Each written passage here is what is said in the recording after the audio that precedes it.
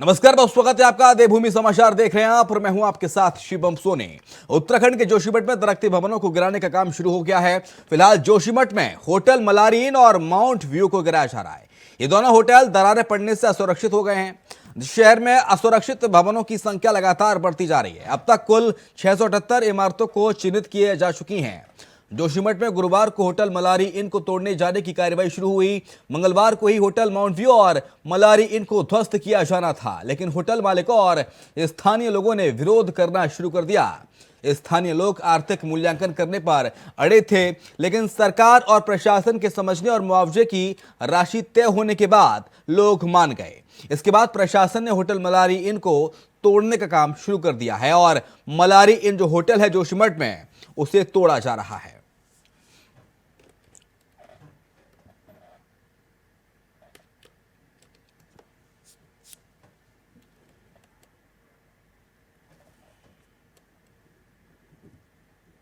हम लोग प्रयास कर रहे हैं डे और नाइट काम हो और जितनी जल्दी हो सके डिसमेंटल का काम हो।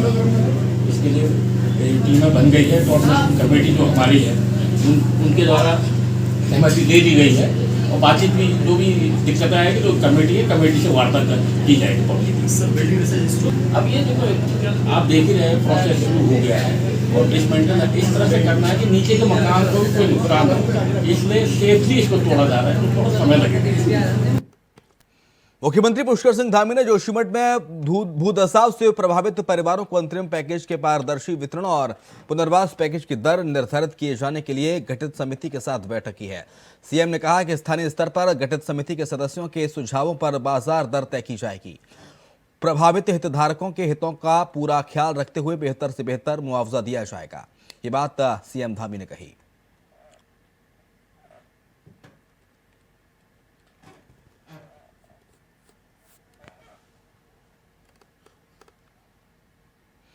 जोशीमठ की आपदा को देखते हुए उत्तराखंड की आईएएस एसोसिएशन की तरफ से मुख्यमंत्री राहत कोष में अपना एक दिन का वेतन दान किया गया है, जिससे कि आपदा प्रभावित परिवारों की मदद के लिए वेतन का इस्तेमाल किया जा सकेगा।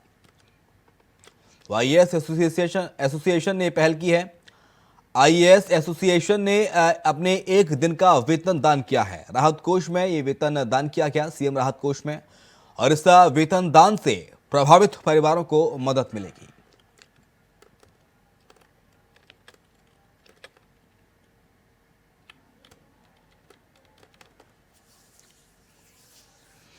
जोशीमठ में आई आपदा के बाद जहां पूरे देश का ध्यान जोशीमठ की तरफ गया है, तो वहीं राज्य सरकार पूरी तेजी के साथ लोगों की मदद में जुटी है।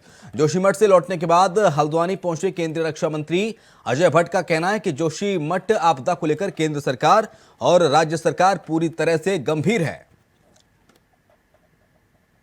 सभी जगह है, नैनीताल बलिया नाला आज नहीं लंबे समय से हो रहा है। कर्णप्रयाग में कोई एकाध क्रैक आया है। मसूरी में कल हमारे वहाँ के माननीय विधायक और जो मंत्री हैं वो गए हैं, वहाँ पर भी क्रैक देखा गया है। उत्तरकाशी में देखा गया है। हिमालय तो कच्चा पहाड़ है, ये तो हम जानते हैं, और हम लोगों की नियत में आपदाएं हैं, लेकिन आपदा से पहले, आपदा के दौरान, आपदा के बाद की जो तैयारी होती है वो हमारी सरकार ने सारी तैयारी पूरी करी हुई है। और कोई संकट आने से पहले वहाँ पर आर्मी है हमारी, 10-11 हमने दस्ते बना दिए हैं। आईटीबीपी है, एनडीआरएफ है, एसडीआरएफ है, लोकल प्रशासन है पूरा, और हमारे सीनियर आईएएस ऑफिसर्स वहाँ कैंप कर रहे हैं। वहाँ के जो कमिश्नर हैं गढ़वाल के, वो वहीं पर कैंप कर रहे हैं। तो इसलिए चिंता सबको है, लेकिन लोगों को बचाना, अपनी जनता को बचाना पहला कर्तव्य है। इस पर सरकार। उधर जोशीमठ में हो रहे भूधसाव के चलते उत्तराखंड कांग्रेस ने भी अपनी एक टेक्निकल टीम भेजने का वहां फैसला किया है। कांग्रेस की टेक्निकल टीम जोशीमठ पहुंचकर वहां का जायजा लेगी। उसके बाद पार्टी हाईकमान को ग्राउंड जीरो की रिपोर्ट दी जाएगी, जिसका परीक्षण करने के बाद कांग्रेस की तरफ से रिपोर्ट तैयार की जाएगी और सरकार को सौंपी जाएगी। जोशीमठ के मामले में क्या हम कर सकते हैं, क्या कारण उसके हैं कि जिससे भूधसाव हो रहा है, क्या कारण हो सकते हैं, कल के दिन उसमें क्या ट्रीटमेंट हो सकता है, कैसे बचाव और रोकथाम की कार्रवाई हम कर सकते हैं। हमने कुछ भूवैज्ञानिकों से बात की है। इस प्रदेश के वो विभिन्न विश्वविद्यालयों में कार्यरत लोग हैं और जो पर्यावरणविद हैं उनसे भी बात की है। और कल परसों में हमारी एक नई टीम भी बन जाएगी वहाँ जाने वालों की। लेकिन हम लगातार भूवैज्ञानिकों के और पर्यावरणविदों के संपर्क में हैं, उनसे रिपोर्ट ली जा रही है और जैसे जो भी रिपोर्ट हमको उनसे प्राप्त होगी हम सरकार को रिपोर्ट फिर सौंपेंगे। अब बात चमोली की, जहां पर सचिव ने प्रेस कॉन्फ्रेंस कर आपदा राहत कार्यों की जानकारी दी है। आपको बता दें कि मुख्यमंत्री के सचिव आर मीनाक्षी सुंदरम ने प्रेस वार्ता करते हुए कहा कि जोशीमठ में अभी तक 2 होटल जो भूदसाव के कारण लटक गए हैं उनको डिसमेंटल करने का आदेश किया गया है, क्योंकि होटल आसपास के भवनों के लिए खतरा बने हुए हैं। इसके अलावा किसी भी भवन को अभी नहीं तोड़ा जा रहा है। रूप में प्रति परिवार 1.5 लाख रुपए की सरकार से सेक्शन हुई है। इस 1.5 लाख रुपए का ब्रेकअप मैं बता देता हूँ। 50,000 तो एक अनटाइड फंड की तरफ है, उसको अपने सामान शिफ्टिंग के लिए यूज़ कर सकते हैं और उसके साथ साथ राशन पानी के लिए यूज़ कर सकते हैं। और जो 1 लाख रुपए है वो फाइनल जो रीलोकेशन या रिहेबिलिटेशन पैकेज आएगा तो उस पैकेज में एडजस्ट करनी चाहिए, वो एक तरफ से एडवांस आप समझ लीजिए। और बाकी रिहेबिलिटेशन पैकेज बनाने के लिए होमवर्क चल रहा है प्रशासन का और टीम्स भी बढ़ाई जाएंगी और जल्दी हम लोग इसकी मेजरमेंट्स और ये सब कंप्लीट कर लेंगे। और मैंने सब क्लैरिफाई किया था कि उत्तरकाशी में वर्णावत लैंडस्लाइड में जब हुआ था तो उस समय जो पैकेज दी गई थी उसी टाइप की पैकेज यहाँ पर दे दी जाएगी, जो कि मार्केट रेट के बराबर के होंगे। रूप में प्रति परिवार 1.5 लाख रुपए की सरकार से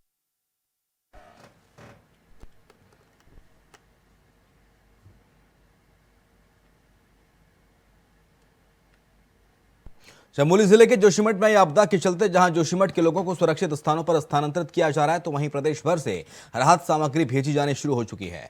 वहीं अगर धर्मनगरी हरिद्वार की बात की जाए तो लोगों की बात करें वहां तो सभी का लगभग एक ही मत है और यही मानना है कि विकास की दौड़ में अनियोजित तरीके से निर्माण किया जा रहा है, जिस कारण आज जोशीमठ की स्थिति हुई है, जो जोशीमठ अपने अस्तित्व की लड़ाई लड़ रहा है। देखिए, वर्तमान में जोशीमठ के हालात बेहद ख़राब हैं और मैं मान रहा हूँ कि जोशीमठ अपना अस्तित्व भी खो रहा है और इसके लिए मैं पूर्ववर्ती सरकारों से लेकर वर्तमान सरकार को दोषी मानता हूँ, क्योंकि आप ये देखेंगे वहाँ पे इतने बहुमंजिला होटल रिजॉर्ट बन गए हैं जो कि वहाँ के हिसाब से नहीं बनने चाहिए थे। और दूसरा सबसे बड़ा मुख्य कारण वहाँ चल रही योजनाएँ NTPC और JP ग्रुप के द्वारा जो योजनाएँ हो रही हैं उनमें ब्लास्ट के द्वारा पहाड़ों को तोड़ने का काम किया जाता है, जिससे कि पहाड़ दूर तक दरकते हैं और जिसका नतीजा आज इसके रूप में हमें देखने को मिल रहा है कि जोशीमठ अपने अस्तित्व से और उत्तराखंड के नक्शे से शायद मिटने जा रहा है। इसके लिए सरकार को एक कमेटी गठित करके तत्काल प्रभाव से सारी योजनाओं पर उत्तराखंड में रोक लगानी चाहिए। जो छेड़छाड़ की गई है पहाड़ों से, बाईपास निकाला गया है, विष्णु प्रयाग योजना चल रही है, पिछले साल भी उसी की वजह से वहाँ पर जो आपदा आई थी और उसका मेन कारण वही है। इन योजनाओं को रोका जाए जिस वजह से वहाँ जो है आसानी से रोक रह सके। कुछ जो नवनिर्माण हो रहे हैं उन पर भी रोक लगाई जाए। लोगों ने 1-1 मंजिला मकान बनाए, उसके बाद 2 मंजिला बनाए, तो उस पर थोड़ी सी रोक लगनी चाहिए। यही इसका मेन कारण है। देखिए, जितना हमारे संज्ञान में है अभी तक, जो मुख्य कारण है ये NTPC ने जो टनल बनाई है सरकार की जो योजना के तहत बन रही है, मुख्य कारण वही है। उसी में ही सरकार द्वारा लापरवाही हुई है, करी गई है कुछ, मतलब उस योजना की ही मेन कारण लगता है कि योजना के कारण ही कि तैयारियां सही नहीं थी, या जिसे प्रोजेक्टेड रिपोर्ट कहते हैं वो सरकार ने सही नहीं बनाई थी कि इस टनल से क्या क्या भविष्य में नुकसान हो सकते हैं, उसका ध्यान नहीं रखा गया। इसकी वजह से ये आपदा जोशीमठ में आई है। जोशीमठ में जो आपदा आई है वो जो विकास हो रहा है ना, वो अनलिमिटेड विकास हो रहा है। विकास तो होना चाहिए हमको, लेकिन जो कंक्रीट का विकास हो रहा है उसके कारण ज़्यादा आपदा है। वहाँ पर कंक्रीट का विकास नहीं, पठालों का मकान बनने चाहिए। जो पुरानी जो पद्धति है, पुराने वाले जो मकान है, अभी भी जो पठालों के मकान है वो ढहे नहीं। तो वो जो विकास है उस विकास को हमको एक नियंत्रित करना पड़ेगा कि हमको किस तरह का विकास है। इकोसिस्टम वहाँ का गड़बड़ा गया है। वहाँ पर जो पहाड़ों की कटिंग हो रही है, ब्लास्टिंग हो रही है, उसमें भी नियंत्रण करना पड़ेगा। पहाड़ों की कटिंग ना हो, कटिंग जो हो तो तरीके से हो। देखो, कुछ जोशीमठ का बहुत महत्व रहा है हमारे उत्तराखंड के लिए, और हम लोग हर साल बद्रीनाथ दर्शन के लिए जाते हैं। जैसे कि वहाँ के पुजारी जी से और वहाँ के प्रसाद बेचने वाले भाई साहब से मेरी बात हुई, उन्होंने कहा जो ये बड़े बड़े कार्य, सड़क कटाव और ये हिमालय का कटाव जो हो रहा है NTPC के द्वारा या JP ग्रुप के द्वारा, रेलवे का निर्माण भी चल रहा है। एक हमारी जो धरती है कब तक सहन करेगी अपने पर बोझ? ये जो इतने बड़े बड़े निर्माण ये किस विभाग ने इतने बड़े बड़े होटल्स के, जो हमने तो सुना था कि पहाड़ में 2 मंजिला होटल बना सकते हैं, अब जो होटल देखने में आ रहे हैं 4-4 5-5 मंजिला होटल हैं। मतलब मिलीभगत किस विभाग की मिलीभगत रही जो वहाँ के स्थानीय निवासियों ने इतने बड़े बड़े होटल खड़े कर दिए। और सीवर लाइन की समस्या वहाँ पर थी, जो सीवर लाइन नहीं है, गड्ढों में से शौच का जो है उसमें रिसाव हो रहा है इतने सालों से, कहीं ना कहीं धरती तो दबेगी ही, आज नहीं तो कल। मगर यह कि सरकार को ये देखना चाहिए कि निर्माण कार्यों में जो वहाँ के स्थानीय बिल्डिंग है या स्थानीय जो भी हमारे बने हुए हैं कंस्ट्रक्शन वहाँ के, उस और ध्यान दें कि इस पर कोई फ़र्क ना पड़ता। देखो जी, इसका मुख्य कारण तो वही है, जितना प्रकृति का ज़्यादा दोहन होगा उस हिसाब से उसका कटाव भी होगा। विकास होगा तो विनाश भी उसके साथ ज़रूर होना है। अब मेन कारण जो है कि उसकी भौगोलिक संरचना के हिसाब से उसका जो डंपिंग जोन है वो सिस्टम नहीं बनाया गया, उस वजह से ज़्यादा ये आज दिन देखने को मिल रहा है।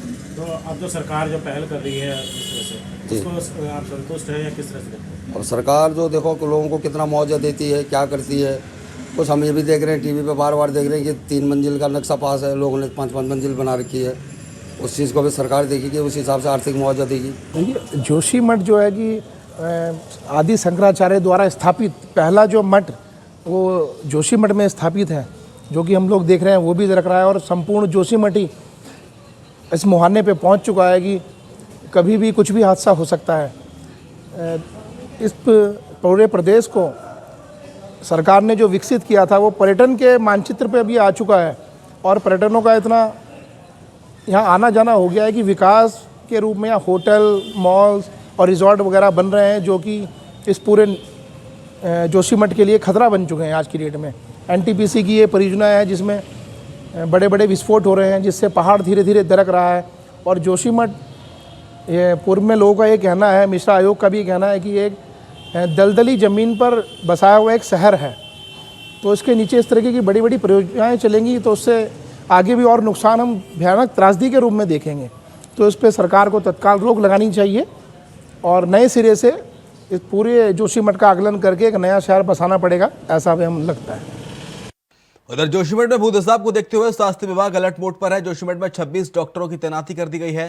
स्वास्थ्य सेवाओं को बेहतर बनाने के साथ ही लोगों को संभव मदद दिए जाने के लिए शासन द्वारा निर्देश दिए गए हैं। जनपद चमोली के जोशीमठ क्षेत्र में भूदसाब के चलते कई आवासीय भवन और होटल इसकी जद में आए हैं, और जिस कारण के चलते राज्य सरकार द्वारा जोशीमठ को आपदाग्रस्त क्षेत्र घोषित करते हुए प्रभावित परिवारों को सुरक्षित स्थानों पर विस्थापित किए जाने की कार्रवाई की जा रही है। देखिए, जोशीमठ में जो भी अभी फ़िलहाल स्थितियां हैं उसको लेकर स्वास्थ्य विभाग काफ़ी संवेदनशील है और सतर्क भी है। और इसी क्रम में मैंने डीजी को आदेश किया है कि डायरेक्टर स्तर के अधिकारी को जोशीमठ में तैनात करें, और डायरेक्टर गढ़वाल को जोशीमठ के लिए रवाना कर दिया गया है। इसके अलावा हम लोगों ने 2 साइकियाट्रिस्ट की पोस्टिंग भी वहाँ पे कर दी है। इसके अलावा लगभग 26 डॉक्टर्स की रोटेशन बार हम लोगों ने तैनाती कर दी है, और ये रोटेशन बार वहाँ पे अपनी सेवाएं सुनिश्चित करेंगे। कर्णप्रयाग रेल लाइन निर्माण का दंश झेल रहा है। रुद्रप्रयाग के मरोड़ा गांव में दरारें पड़ने के बाद कई घर जमींदोज तो कई घर जमींदोज होने की कगार पर हैं। मुआवजा न मिलने पर अभी भी गांव में खतरे के साए में कई परिवार रह रहे हैं।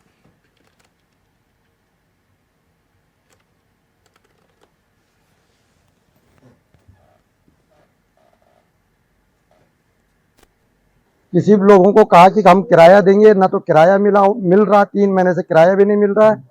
जो 3 शेड बने हैं ये तो सारे बंदरों ने क्षतिग्रस्त कर दिए, ना वहाँ पानी है ना बिजली है। गांव की कंडीशन देख लो किस प्रकार की कंडीशन सारी दरार है।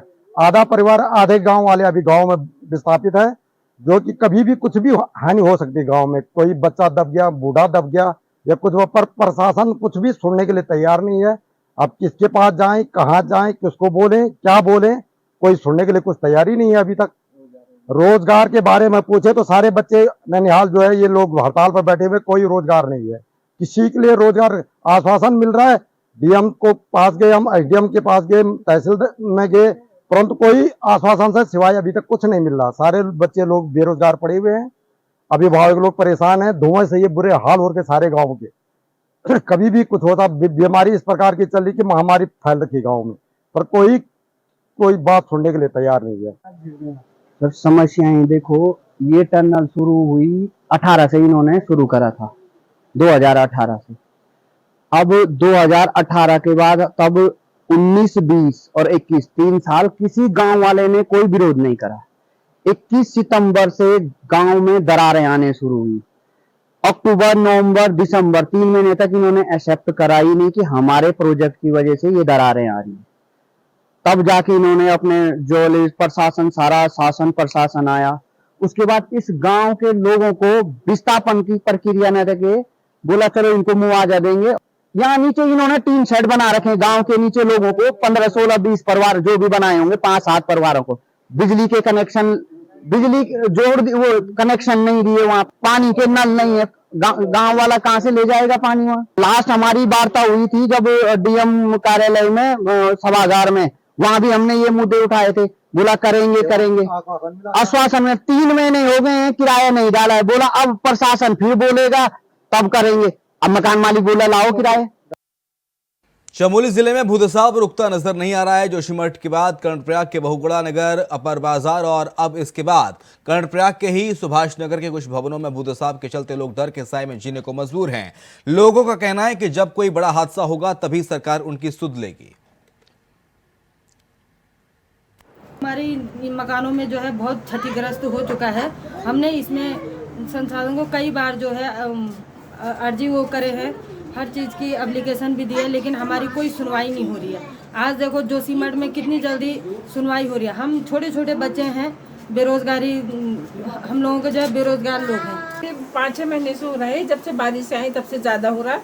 और ये कर्णप्रयाग सुभाष नगर का है और ये हमारा मकान पूरा धंस रहा है। कोई हमको सहायता नहीं है, कुछ नहीं है। आदमी मेरा पैरालाइज वाला है ना, कोई हमको सहायता नहीं है। बच्चे छोटे छोटे हैं कमाने वाले, बिल्कुल हम परेशान हैं। मकान का बिल्कुल दर हो रखा है। रात को हम ऐसे ही रह रहे हैं इसमें, जाए तो कहाँ जाए, इतना पैसा भी नहीं है जो हम किराए में रह सके। ये जो नगर पालिका की सड़क कटी है नीचे से, इसकी वजह से ये पूरा हमारा घर भी नीचे जा रहा है, भूदसाव भी हो रहा है ना। और हम बहुत परेशान हैं और ना तो हमारे पास कोई रोजगार है ना कुछ है, और पैरालाइज मुझे अलग है। अरे हम इसकी वजह से बहुत परेशान हैं और पूरे घर में पूरी दरारें आ रही। पूरे हमारे पास ना तो रहने के लिए है, ना प्रशासन कोई हमारी सूद दे रहा। महिला आरक्षण बिल को राजभवन से मंजूरी मिलने के बाद महिलाओं में खुशी की लहर है। बीजेपी महिला मोर्चा की मीडिया प्रभारी ऋतु मित्रा ने कहा है कि महिलाओं के लिए इससे अच्छी बात नहीं हो सकती। उन्होंने कहा कि बीजेपी की धामी सरकार ने महिलाओं के लिए अपने वायदे को पूरा किया। क्या कुछ कहा, सुनिए।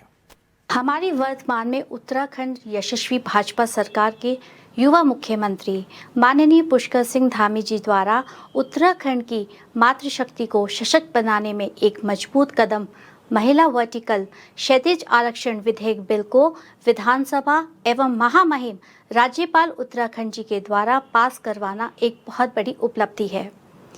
इस उपलब्धि पर हम अपने यशस्वी मुख्यमंत्री श्री पुष्कर सिंह धामी जी का कोटि कोटि आभार व्यक्त करते हैं एवं महामहिम राज्यपाल जी का भी कोटि कोटि आभार व्यक्त करते हैं।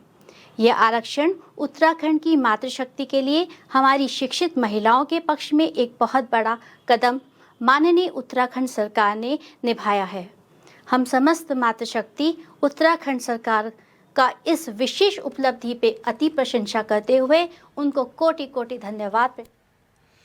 अघोषित बिजली कटौती को लेकर जनता में विद्युत विभाग के खिलाफ नाराजगी है, तो वहीं बिजली कटौती की समस्या को लेकर जशपुर कांग्रेस विधायक आदेश चौहान और सैकड़ों कांग्रेसी कार्यकर्ताओं ने विद्युत विभाग कार्यालय पर पहुंचकर धरना दिया और तालाबंदी की। वहीं कांग्रेस कार्यकर्ताओं ने सरकार और विद्युत विभाग के खिलाफ जमकर नारेबाजी भी की।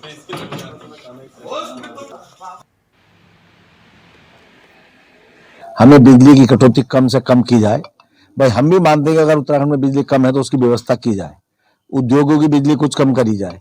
उसी को लेकर भी एक सप्ताह बाद हमने जो हमारे डीजीएम काशीपुर बैठते हैं उनका घेराव किया, उनसे भी निवेदन किया कि भाई इस व्यवस्था को बनाइए। लेकिन आज ग्रामीण क्षेत्र में 6 बजे से पहले बिजली भागी और 9:30 बजे के बाद आई। हमारे क्षेत्र में कई बुजुर्ग मौतें हो गई ठंड के कारण, लेकिन प्रशासन के सरकार के कान पर जू नहीं रेंग रही। कल मैं जिलाधिकारी से भी मिला और मैंने कल डीएम से भी ये वार्ता की कि भाई सुबह सुबह बिजली जरूर दी जाए कि बुजुर्गों को, माता को, बच्चों को बहुत ही आवश्यकता है क्योंकि बच्चे स्कूल या ट्यूशन पढ़ने जाते हैं तो उन्हें सुबह सुबह नाश्ता तैयार होता है, नहाना धोना होता है। और बुजुर्ग आदमी तो आप जानते हैं कि ठंड से बचाने के लिए आज कोई व्यवस्था और नहीं है सिवा बिजली की।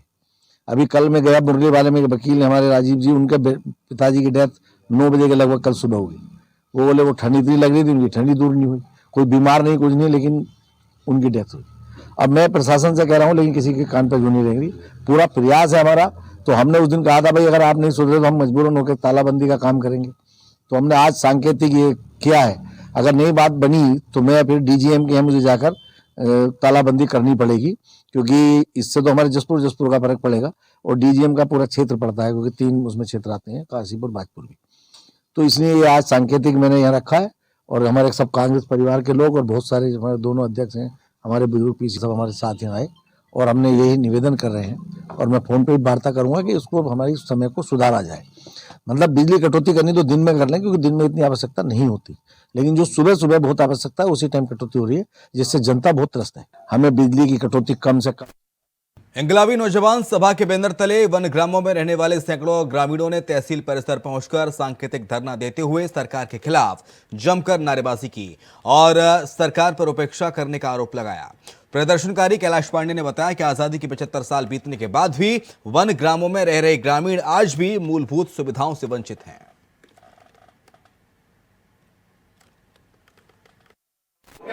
कि आज़ादी के 75 साल बाद भी हम देख रहे हैं कि वनगांवों में जो बुनियादी सुविधाएं हैं वो भी नहीं हैं। लगातार जंगली जानवरों का खतरा बना हुआ है। तो इन मांगों को लेकर के कि वनगांवों को एक तो सबसे पहले राज्य सरकार विधानसभा से प्रस्ताव पारित करे और उनको राजस्व गांव का दर्जा दे। पटरानी जैसे गांव में सोलर फेंसिंग की जाए। तमाम कॉर्बेट के अंदर के जो वनगांव हैं उनमें सोलर फेंसिंग की जाए। पुछड़ी वनगांव को जो पूरा कूड़ा घर में तब्दील कर दिया गया है उसको बंद किया जाए। एनजीटी के मानकों का पालन किया जाए और कोसी में तटबंध बनाया जाए। तमाम जो जंगली जानवर हैं उनसे जो खतरा गांव में हो रहा है, ख़ासतौर पे पटरानी के यहाँ लोग आए हैं और वहाँ के लिए पक्के मार्ग का निर्माण किया जाए। स्कूल आने वाले बच्चों की सुरक्षा की जाए। लेखपाल की भर्ती परीक्षा का पेपर लीक करने के मामले की जांच कर रही देहरादून एसटीएफ टीम ने लक्सर के सेठपुर गांव में छापेमारी की। छापेमारी के दौरान टीम ने गांव से एक आरोपी को हिरासत में लिया है। इसके अलावा टीम ने हरिद्वार के ही अन्य आरोपियों को भी गिरफ्तार किया।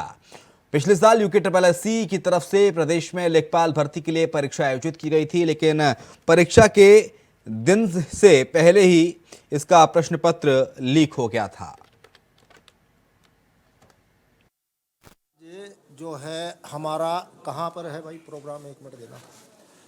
आज हमारा नामांकन पत्र का दिन है और बिक्री का दिन है और कल हम जो नामांकन पत्र भरे जाएंगे उनको प्राप्त करेंगे और 12 तारीख में नामांकन पत्र। ये जो है हमारा कहाँ पर है भाई प्रोग्राम, 1 मिनट देना। आज हमारा नामांकन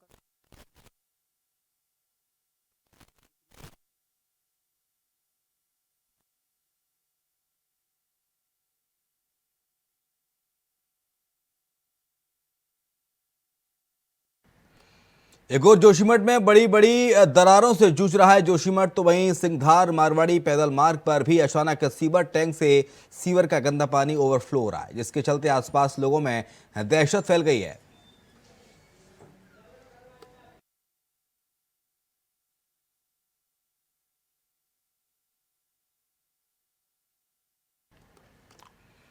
और इसी के साथ देवभूमि समाचार में इतना ही। खबरें लगातार जारी हैं।